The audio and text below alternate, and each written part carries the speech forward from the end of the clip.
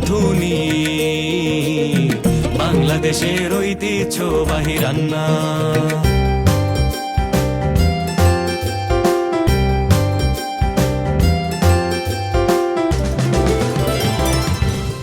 আমি সাইফা আলম শুনছি রাঁধুনি 1422। রাঁধুনি বাংলাদেশের ঐতিহ্যবাহী রান্না বইটি থেকে করে দেখাবো কাঁকরোলের দোলমা ভাজা। সাথেই থাকুন।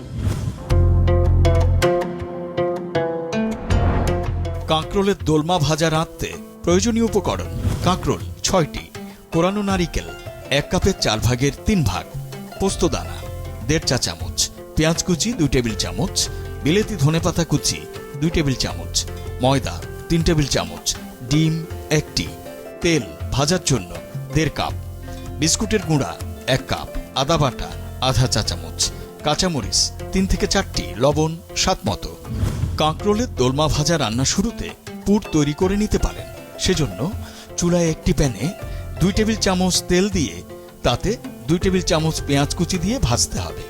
পেঁয়াজ নরম হলে 1 কাপের 4 ভাগের 3 ভাগ কোরানো নারিকেল, সাথে 1.5 চা চামচ পোস্তদানা, 3 থেকে 4টি কাঁচামরিচ কুচি, 2 টেবিল চামচ ধনেপাতা কুচি, স্বাদমতো লবণ এবং আধা চা চামচ আদা বাটা দিয়ে ভালোভাবে মিশিয়ে হালকা ভেজে পুর তৈরি করে নিন। এখন আগে সিদ্ধ করে রাখা কাঁকরোলের এক পাশে মুখ কেটে ধারালো ছুরি বা চা চামচ দিয়ে ভেতরের শাঁস কুড়ে সাবধানে বের করে নিন। এবার কাঁকরোলের খোলে নারিকেলের পুর খুব ভালো করে উঁচু করে ভরতে হবে, যেন কোটা কাঁকরোলের মতো দেখা যায়। এখন চুলায় একটি কড়াইতে প্রয়োজন মতো তেল দিয়ে গরম করুন। তেল গরম হতে হতে ময়দা, ডিম ও সামান্য লবণ এবং পানি সহযোগে তৈরি করে রাখা গোলার মধ্যে কাঁকরোল ডুবিয়ে বিস্কুটের গুঁড়ায় গড়িয়ে নিন। তেল গরম হলে কাঁকরোল ডোবানো তেলে বাদামি রং করে ভেজে নামিয়ে গরম গরম ভাত বা পোলাওয়ের সাথে পরিবেশন করুন সবজির ভিন্নধর্মী রেসিপি কাঁকরোলের দোলমা ভাজা। দর্শক দেখলেন তো কত সহজে তৈরি করে ফেললাম কাঁকরোলের একটি ভিন্নধর্মী রেসিপি কাঁকরোলের দোলমা ভাজা।